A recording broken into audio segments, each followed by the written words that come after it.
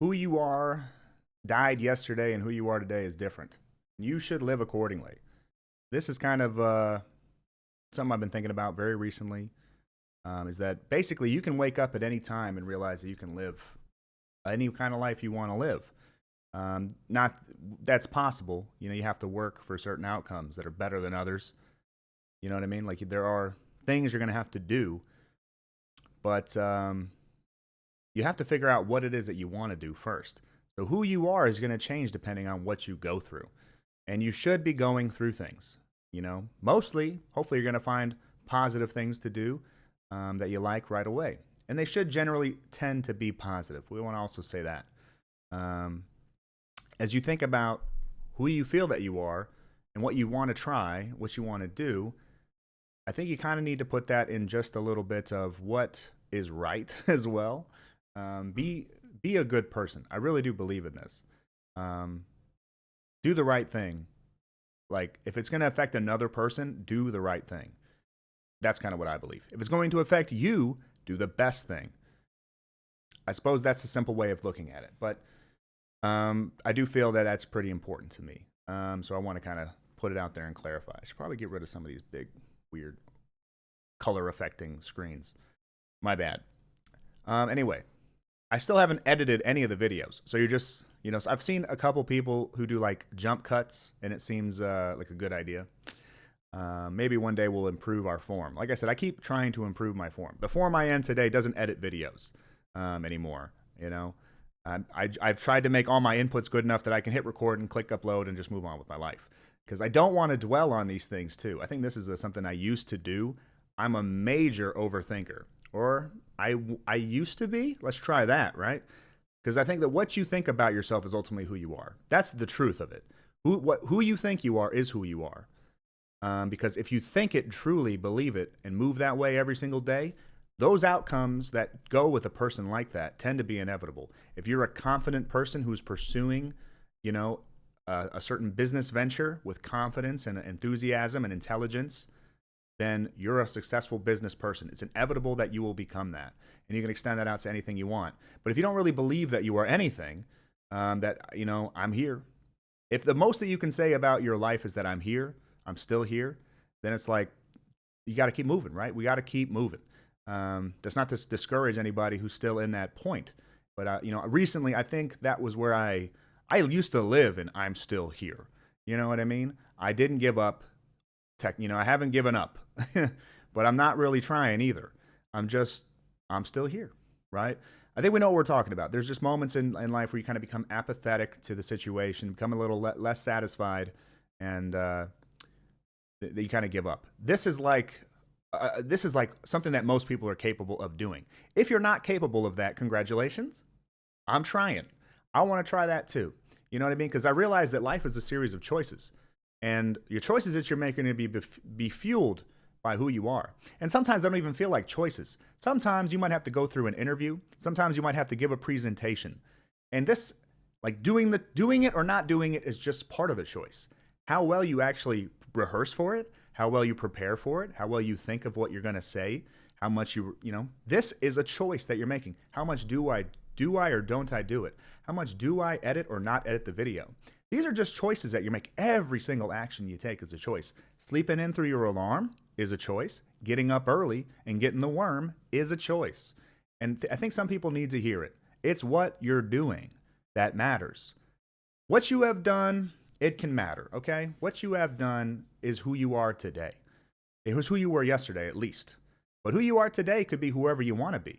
You genuinely can, but you have to believe it and act it out. If you are a person who wants to believe that I am fit and healthy and I'm going to, you know, get back on the horse here. I am fit and healthy, even though I've slacked. I'm going to get back on the horse and become fit and healthy once more. You still are. You have to, though, wake up and eat right, sleep well, and work out. And it will come back. I want to be snatched so bad. Whatever it's going to take you to get there, seriously, manipulate yourself. You know yourself better than anyone, knowing you know what keeps you down and you know what gets you up in the morning. You have to manipulate yourself or you're going to be sad. I think this is a highly important thing to do. So when we talk about the idea of who you are is ever changing and you are always a different person, even like moment to moment sometimes. You might go through something and in the middle of the day, you're never the same. You know, you see some events, some horrible event, some amazing event, some true genuine love experiencing out there in the world, and you might never think the way you used to think. You might become a believer. You might become a non-believer.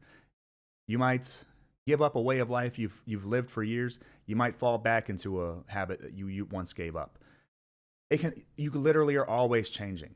Um, you know what I mean? I don't believe that there's some super unmalleable part of us, because I know people who have changed, like literally again almost every day of their life. It seems like they were a different person, and I think the goal should be, again, I suppose, some sort of self-actualization. You want to find yourself because who you are is who you're meant to be. You're supposed to be a certain way.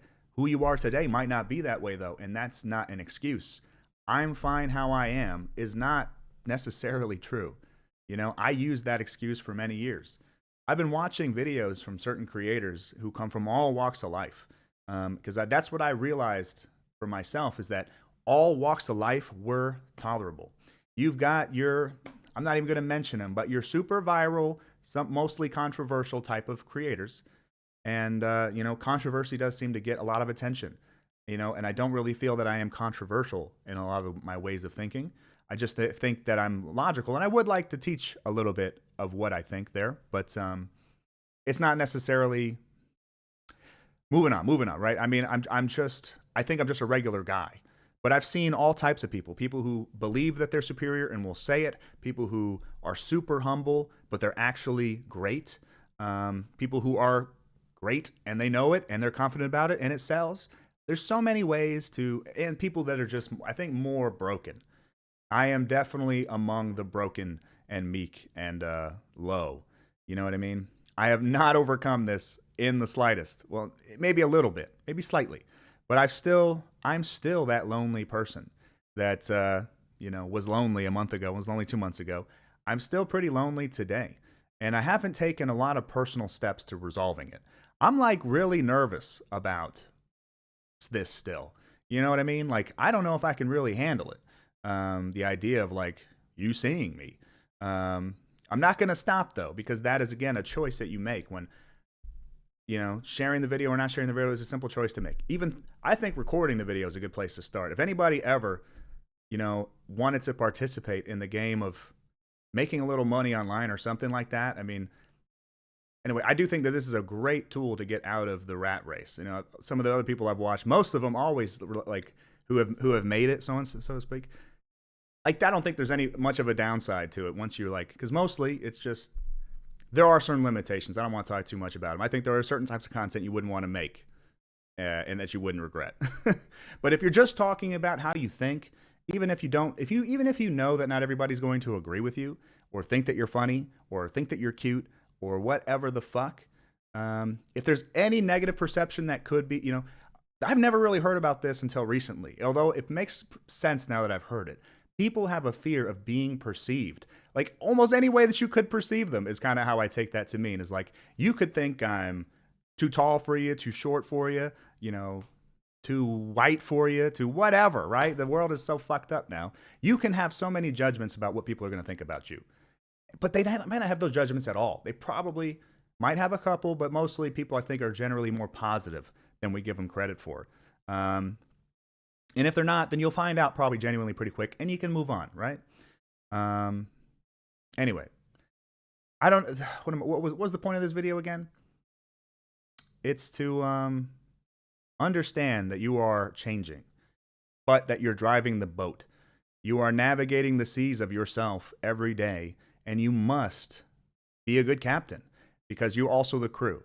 Nobody is in that boat but you. I keep trying to talk about this idea that your mind is the only fucking way to interpret anything that happens.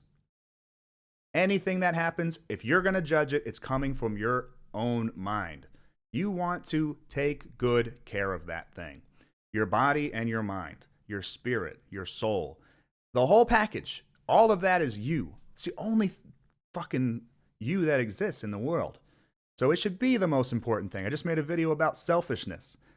And I think that it's probably an unpopular idea.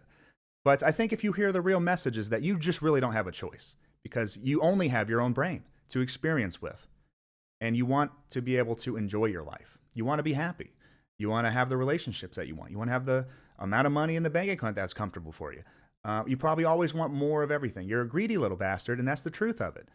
And it's okay. I really think that. I think that that is in you from a fucking biological, he's alive and therefore he must do things standpoint.